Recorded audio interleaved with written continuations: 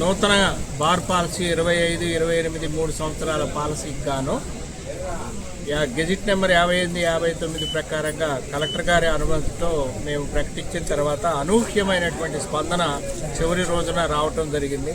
మొత్తం 89 అప్లికేషన్స్ వేసుకొని మొత్తం 4,30,00,000 లైసెన్స్ ఫీజు రావటం జరిగింది. ఈ యొక్క అప్లికేషన్ ఫీజు రావటం జరిగింది.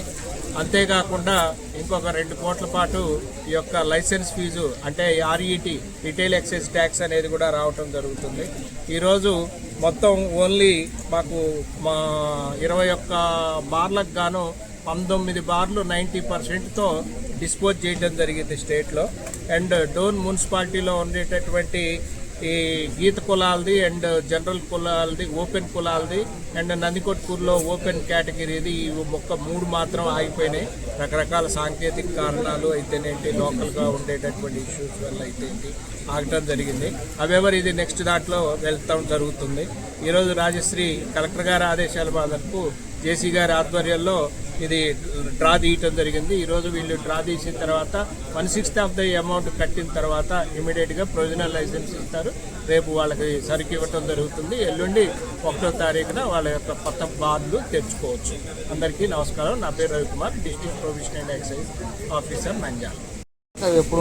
3 షాపులకి టెండర్లు జరగలేదండి. ఒక గీత కులము, 2 జనరల్ కులాలది.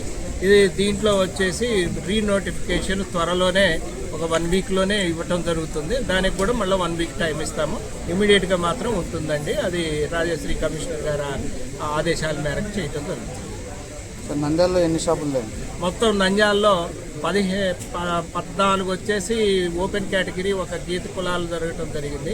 దీనికి అనూహ్య స్పందనతో 76 అప్లికేషన్స్ రావటం జరిగింది. చాలా అధిక స్పందన ఉంది. దీనికి కారణం ఏంటంటే నవోదయంలో మేము సారాయి కంట్రోల్ చేయటమే కాకుండా, నాన్ డ్యూటీ పేడ్ కంట్రోల్ చేయటమే కాకుండా వాళ్ళ యొక్క లైసెన్సీలు అందరూ కూడాను వాళ్ళు పాజిటివ్గా స్పందన బాగుంటుందనే ఉద్దేశంతో వాళ్ళు వేసుకోవడం జరిగిందని చెప్పి మేము భావిస్తున్నాం. ఎలాంటి సూచనలు చేశారు సార్? బార్ల వారికి అత్యంత కఠినంగా నీతి యొక్క నియమాల ప్రకారంగా నడుచుకోవాలి. బడి, గుడికి లేకపోతే ఇతర ప్రార్థనా స్థలాలకి ఎలాంటి 100 మీటర్ల దూరంలో ఎట్టి పరిస్థితులలో ఉండాలి.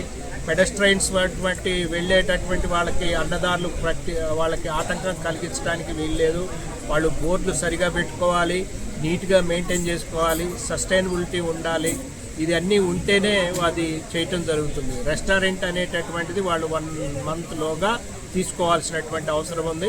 ఎవరైనా తీసుకున్నట్టయితే వాళ్ళ మీద క్యాన్సిల్ చేయటం జరుగుతుంది. వేరే వాళ్ళకి R2కి ఇవ్వటం జరుగుతుంది.